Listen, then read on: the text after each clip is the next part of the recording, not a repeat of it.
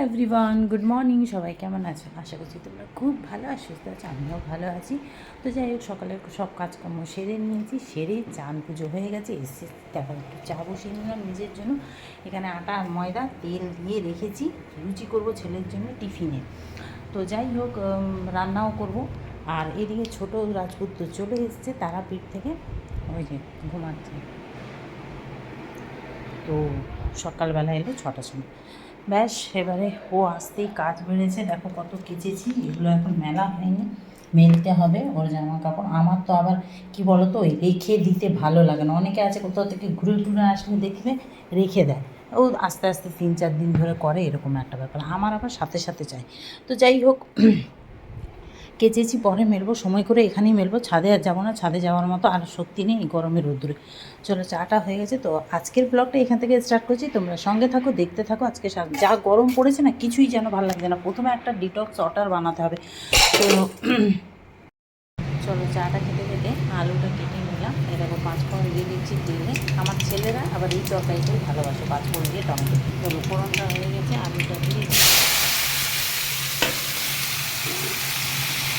তারপরে আটাটা মাখবো।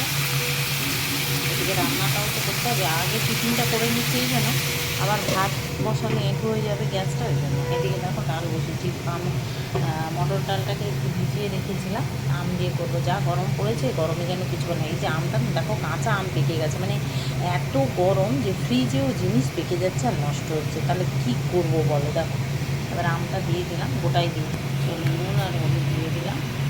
মানে কি বলবো, এই 2-3 দেখো, মানুষ ফ্রিজে রাখে জিনিস ভালো থাকবে বলো, ফ্রিজেও এই অবস্থা, কি বলবে বলো? আর বলার কিছু নেই। আর 2-3 দিনে বলছি সেটাই। টমেটোটা কেটে নিই। চলো, আলুটা ঢেকে দিয়েছিলাম হাই করে। আলুটাকে একটু ভেজে নেবো। কী বলবো, 2-3 দিনে যেটা বলছিলাম, 1.5 থেকে 2 কিলো আলু আমার নষ্ট হয়েছে। মানে আমার আগে কোনো দিনও এইরকম আলু নষ্ট হয়নি। যে গরমের সময় যে আলুগুলো নষ্ট পেতে পেতে যে গন্ধ করে, ওই রকম এটা আমার লাইফে প্রথমবার হলো এরকম। আলু আমার এত নষ্ট হয়েছে, মানে 2-3 দিনের মধ্যে 1.5 থেকে 2 কিলো আলু যেটাই কাটছি ওটাই হয়েছে। আজকেও হয়েছে, দেখো আজকেও 3টে না 4টে। দেখো, আগে তো বলে কেন বলো তো, এখন আমি বুঝতে পারছি। আমার মনে হয় এই আলুর ঝুড়িটাকে এখানে রাখি, আর এক তো বাইরের এরকম টেম্পারেচার গরম, আর ফ্রিজের কম্প্রেসারের টেম্পারেচারের জন্যই মনে হয় হচ্ছে। আজকে থেকে আলুর ঝুড়িটা আর ওখানে রাখবো না, না রেখে দেখবো। নাহলে আমার এত গায়ে লাগবে, কী বলবো। আলু আমরা এত খাইও না খুব একটা, ছেলেদের জন্য খাওয়া হয়। তো এনে রাখি, গায়ে লাগে না বলো? আলুর এত দাম আবার। চলো, নুন আর হলুদ দিয়ে দিলাম। যা জিনিসপত্রের দাম, এখন করার তো কিছু নেই, খেতে তো হবে মানুষের, তাই না? টমেটো দিয়ে দিলাম। এবারে এটাকে ভালো করে ঢেকে চলো কষিয়ে নেব। আর ওদিকে আমি আটাটা দেখো তেল নুন দিয়ে রেডি করে রেখেছি। আর কড়া সকাল থেকে এত চড়া রোদ্দুর যে কী বলবো, এই জানলাটাই খুলে রাখতে পারি না। দেখো এত রোদটা এদিকে আসে, গরমে কি আর ভালো লাগে বলো? কিন্তু এই যে ডেলিকার রুটিন, এগুলো তো করতেই হবে, গরম লাগুক যাই লাগুক করতেই হবে। ছেলে অফিস বেরোবে, তার জন্য আবার আজকে না, কালকে আবার ও ফিরবে ডিউটি থেকে। যাই হোক, একদিক দিয়ে ও থাকে না, কোনো ঝামেলা হয় না, কিন্তু ও থাকলে একটু ঝামেলাটা বেশি হয়। ছেলেদের আর আমার তো অত ঝামেলা নেই। চলো, এবার দিয়ে দিচ্ছি একটু ফ্রোজেন মটর। এই তরকারিটা না, এই মটরশুঁটি দিয়ে খেতে ওদের খুব ভালো লাগে। ভুলে গেছিলাম ভিজিয়ে রাখতে। তাহলে সঙ্গে সকালবেলা এই কাজটি আর অত মনে রেখে রেখে করাও সম্ভব নয়।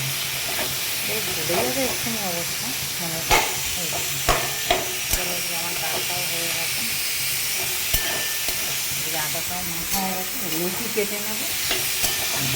চলো, জল দিয়ে ঠিক আছে, পুরো মিক্স হয়ে গেছে। মটরশুঁটি দিয়ে দেবো, কাঁচা লঙ্কা,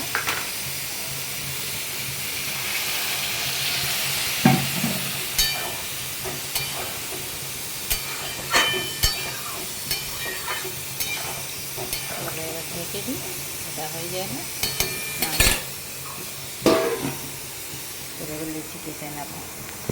চলো, এটা হয়ে গেছে।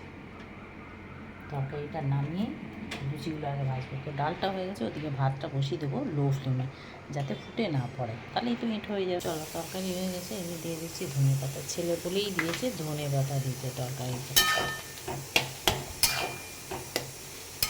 চলো এটা নামিয়ে নিই, নামিয়ে ডালের ফোড়নটা দিয়ে লুচিগুলোকে ভাজবো। চলো, ছেলেটা বার করে দিলাম, একেবারে ঠান্ডা হবে, নাহলে নষ্ট হয়ে যেতে পারে। সেই দুপুর 3টে 4টেই খায় অফিসে। আর আমাদেরটা একটু জল জল মতো রেখেছি, টেনে যাবে, আর ওটা একটু শুকিয়ে রেখেছি। যাই হোক, তো চলো ফোড়নটা ডালে দিয়ে, তো এই দেখো এদিকে ভাতটাও বসিয়ে দিয়েছি। ভাতটা আজকে বড় হাঁড়িতে করছি, দুবেলায় ভাত খাবো।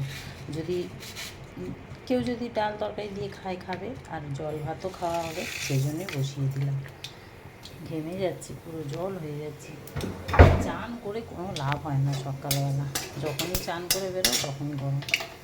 চলো ফোড়নটা দিয়ে দিলাম, চিনি। টক ডালে মিষ্টি না হলে কি হয়, ভেবেছিলাম আজকে সাম্বার করবো, সাম্বারটা খুব ভালো লাগে এই গরমে ভাত দিয়ে খেতে। তো আবার দেখলাম না, আজকে একটু টক ডালই খাই, সাম্বার নয় কাল হবে, গরমে একটু টক টকই ভালো লাগে। তো চলো, এটাও ফুটে গেছে, নামিয়ে নিই। এগুলো তো এখন টেবিলে রাখা যাবে না। কালকে যদিও দুপুরে ভাত করে নিয়ে রাতে ছেলের জন্য একটু সিদ্ধ ভাত করেছিলাম, তাই এখন এখানেই থাক। কেন এঁঠো, যে আমি বললাম এঁঠোটা বেশি মানে, ওর ব্যাগে আবার এঁঠোটা নিয়ে যাবে, সেই জন্য। তো চলো ডালটা এবার নামিয়ে দিই। এ দেখো বিউলির ডাল ভিজিয়ে রেখেছি, বড়ি করবো বলে, জানি না করতে পারবো কখন, ছেলে বেরোনোর পরই হবে।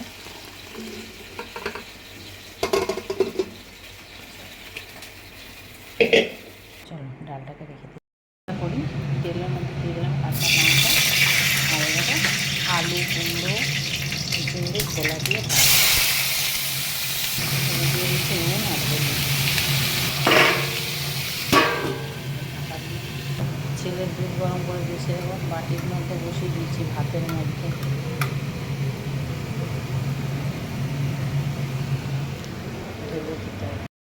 শশা দিতে ভুলে গেছিলাম।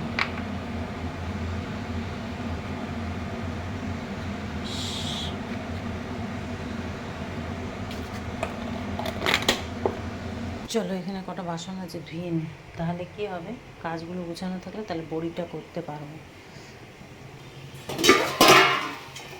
আর একটা তরকারি কাটবো, পটল আলু দিয়ে একটা তরকারি করে দেবো। জল চলো, ভাজাটা হয়ে গেছে, তুলে নিই। ভাতও নামিয়ে নিয়েছি, দুধটা। চলো ভাজাটা নামিয়ে নিয়েছি, তেলের মধ্যে দিয়ে দিলাম কারি পাতা। চলো দিয়ে দিলাম আলু পটল, এবার নুন আর হলুদ।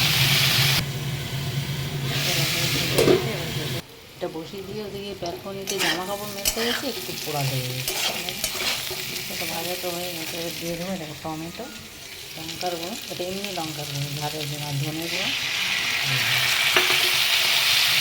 দেবো, দিয়ে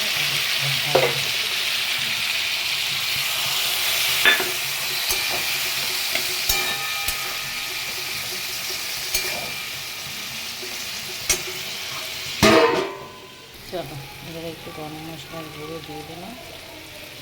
চলো এবারে দিয়ে দেবো জাস্ট একটু মাখা মাখা হবে।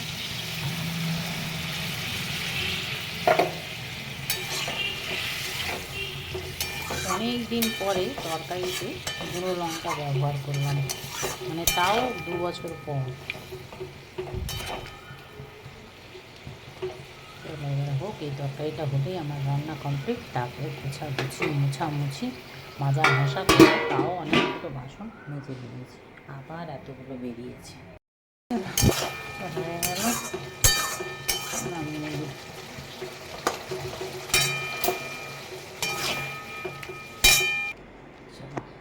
ভাত বেড়ে বাবাই, ভাতটা বেড়ে দিলাম, নিয়ে নিবি, সব এখানে রাখা আছে। কাজকর্ম শেষ, গ্যাস ট্যাস মুছে নিলাম, বাসনগুলো ধুয়ে রাখলাম। এখন ডালটা বাড়বো, বড়িটা দেবো, দেখা যাক কী হয়, কতটা শুকনো হবে জানি না। তো একটা জিনিস দেখাচ্ছি, চলো তোমাদেরকে জিনিস দেখাচ্ছি। এই দেখো এখানে আচারের মেলা লেগেছে, দেখো এইসব আচার আমার নিজের তৈরি, মানে তাও এবছর এখনও কিছু বানিয়ে, এবছরে এই দেখো কাল রাত 10টা 10:30টার সময় এই আচারটা বানালাম, মানে কোনো রকম রৌদ্রে দেওয়া ছাড়া, আম তেল ছাড়া বিন্দু মাত্র তেলের প্রয়োজন পড়েনি আচারটা। আর এটা বছরের পর বছর স্টোর করে রেখে খেতে পারবে। আচার বানাতে গেলেই কি বলো তো 2-3 দিন রোদ্রে দাও তারপরে, কিন্তু এই আচারটা একদম ইনস্ট্যান্ট বানালাম। যাই হোক, টক মিষ্টি ঝাল। আর এগুলো আমার আগেকার, দেখো ওখানে অনেক রকম আচার আছে, তেঁতুলের আচার, আমলকি আচার, লঙ্কার আচার, 2-3 রকমের লঙ্কার আচার আছে, আমের আচার আছে, মিষ্টি টক ঝাল সব। তো যাই হোক, এগুলো মাঝে মাঝে একটু রোদ্রে দিতে হয়, তাই রোদ্রে দিয়েছি। তো এই দেখো সব রকম আচার আছে, খাই না কিন্তু শখ বানানোর। এটাও কালকে বানালাম, এটা রুটি দিয়ে পরোটা দিয়ে খেতে হেভি লাগবে এই আচারটা, তাই বানিয়েছি। খেতে বসবো, কারেন্টটা গেছে, কীরকম রাগটা ধরে এই গরমে। এরকম কারেন্ট গেলে কি ভাল লাগে বলো? একদম দেখো কি অবস্থা, গরমের মধ্যে খেতে হবে। খিদেও পাচ্ছে এত। গরমের সময় কারেন্ট যাবেই যাবে, এত লোড পড়ে কারেন্টের ওপরে। এসি চারিদিকে, সবার বাড়িতে খুব কম করে হলেও একটা করে এসি তো সবার বাড়িতে আছে, আবার কিছু কিছু বাড়িতে 2টো করে। তো এসি পাখা সব চলতে থাকে গরমের মধ্যে, তো কী হবে, 3-4টে পাখা।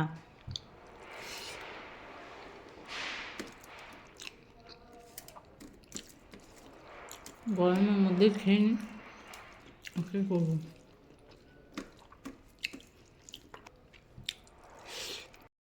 যা গরম পড়েছে, গরমে যেন কিছুই ভালো লাগছে না, তাই না? আর কেউ কিছু বললেই যেন মাথা গরম হয়ে যাচ্ছে। সংসারের এত কাজকর্ম, আর তার মধ্যে যদি কেউ কিছু বলে, মাথা গরম হবে। আর তার মধ্যে ঘরের সবার অর্ডার, তাই না? তো যাই হোক, মাথাও ঠান্ডা রাখতে হবে, কাজও করতে হবে আমাদেরকে।